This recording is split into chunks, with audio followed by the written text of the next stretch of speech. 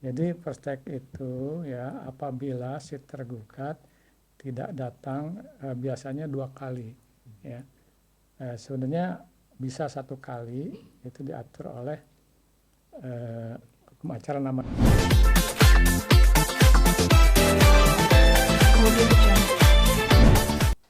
tentang informasi ya, informasi di pengadilan itu ada aturannya. Jadi pertanyaan mana yang mesti kami jawab dan pertanyaan mana yang tidak harus kami jawab. Jadi mengenai standar pelayanan informasi publik itu di pengadilan diatur oleh namanya SK, Surat Keputusan KMA, Ketua Mahkamah Agung. Itu nomor 2 ya, strip 144 KMA SK 8 Romawi 2022, yaitu tentang standar pelayanan informasi publik di pengadilan.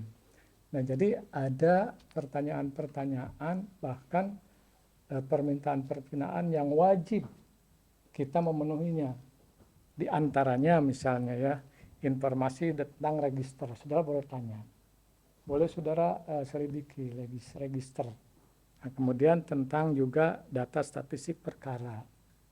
Data statistik perkara ini ada perkaranya ada berapa, gugatan ada berapa, permohonan, ya. Kemudian tentang jenis perkara juga ada gugatan, permohonan, gugat cerai, kemudian juga gugat talak namanya ya, cerai talak.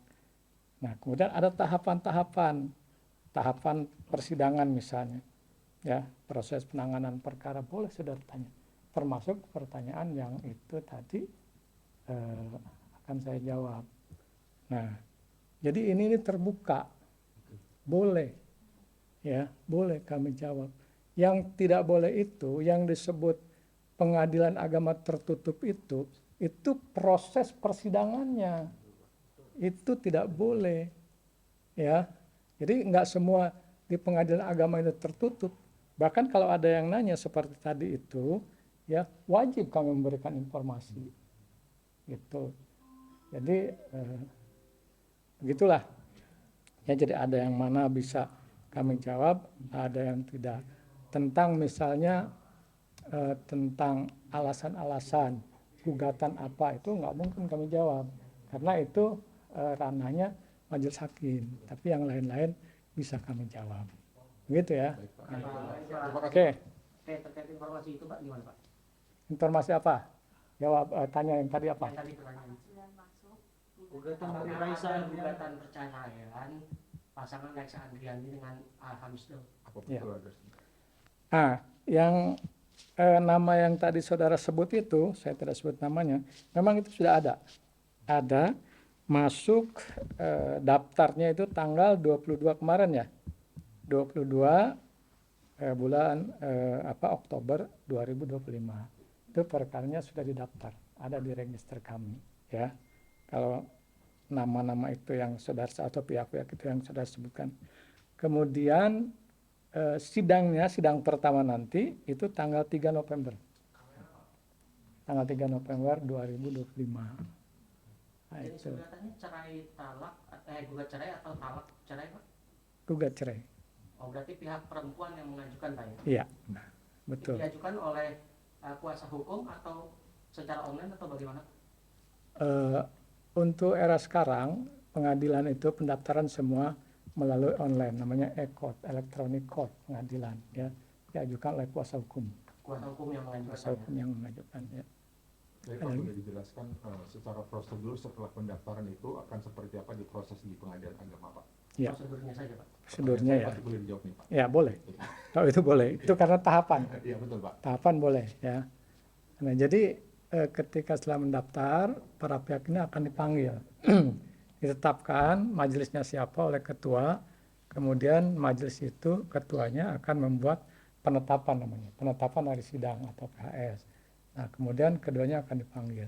Jika kedua pihak hadir, tahapan pertama adalah perdamaian atau mediasi. Nah, itu diatur oleh Perma nomor 1 tahun 2016, mediasi dulu. Kalau seandainya hanya salah satu pihak yang datang, maka untuk kedua kalinya pihak yang tidak datang akan dipanggil. gitu. Penggugat hanya menggugat cerai, ada gugatan lain. Itu nggak tahu. Yang jelas gugatan itu gugatan cerai, gugat cerai, bukan cerai talak, bukan. Gugat cerai. Gugat cerai. Isinya saya tidak tahu, kan saya tinggal buka. Nah, gitu. Pak, setiap gugatan itu kan ada berbagai kemungkinan, termasuk salah satunya juga diputuskan secara first take. Secara first take itu bisa terjadi kalau apa Pak? Boleh dijelaskan Pak? Oh iya, jadi first take itu ya apabila si tergugat tidak datang biasanya 2 kali, ya. Sebenarnya bisa 1 kali, itu diatur oleh hukum acara namanya HIR pasal 125 1 kali. Tapi pasal 126-nya dapat dipanggil sekali lagi. Jadi kalau 2 kali tergugat tidak datang, biasanya itu langsung pembuktian. Gitu. Penggugat dan tergugat sendiri punya masih berada dalam alamat yang sama. Nah, itu yang jelas begini. Jadi gugatan perceraian, baik itu gugat cerai maupun cerai talak, itu diajukan di tempat istri tinggal, domisili. Jadi pengadilan agama yang mewilayahi tempat domisili istri. Nah gitu. Istri di mana tinggal, yang saudara tanyakan ini, kita tidak kasih tahu. Ya bisa jadi salah orang kan, bisa jadi aja salah. Ya salah artinya digugat di tempat suami, gitu. Karena memang ada. Ya, yang seperti itu, misalnya istri tiba-tiba kabur tanpa izin suami, itu bisa digugat tempat suami.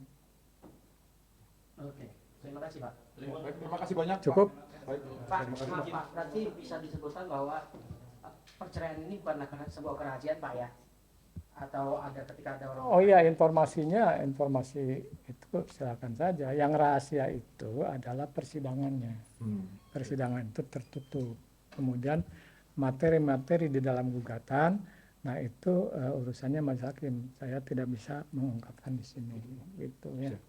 Oke, untuk nomor perkara bisa disebutkan nggak? Boleh nggak Pak? Sebenarnya boleh, cuman saya nggak catat tadi nomor perkaranya. Oke, terima kasih Ya, Pak. oke. Ayo. Cukup ya? Terima kasih banyak Pak. Oke. Bapak, nama izin Pak. Dan Tutup. Oh iya. Oh siap. Oh ya.